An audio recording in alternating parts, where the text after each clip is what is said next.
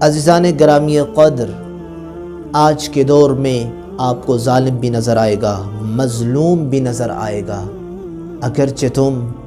تیر و تلوار نیزوں کے ذریعے حملہ نہ بھی کر سکو، اگرچہ تم ان کی صفوں میں شامل ہو کے مظلوموں کی حمایت نہ بھی کر سکو، لیکن مولا علی بن ابی طالب یہاں ارشاد فرماتے ہیں کہ کونا للظالم خصما وللمظلوم عونا، کہ ظالم کے دشمن بن کے رہنا اور مظلوم کے ناصر بن کے رہنا۔ اور پھر قرآن مجید کی آیت نے تو اس کو واضح کر دیا، وَلَا تَرْكَنُوا إِلَى الَّذِينَ ظَلَمُوا فَتَمَسَّكُمُ النَّارُ، کہا تم ظالموں کی طرف ذرا بھی جھکاؤ نہ رکھو، اگر تم تھوڑا سا بھی جھکاؤ رکھو گے فَتَمَسَّكُمُ النَّارُ، تو تمہیں آگ چھو لے گی، تمہیں آگ اپنی آغوش میں لے لے گی،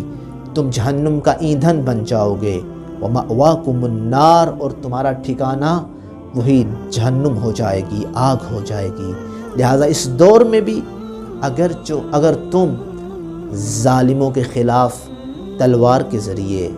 تم بندوق کے ذریعے حملہ نہیں بھی کر سکتے، تو کم از کم اپنے دل میں اپنے زبان سے اظہار نفرت تو کر سکتے ہو۔ تو آؤ مل کر فلسطین کے مظلوموں کی حمایت کا اعلان کریں، اور ظالم جو کہ اسرائیل کی صورت میں ہے اس سے تبرہ و بیزاری کا اظہار کریں۔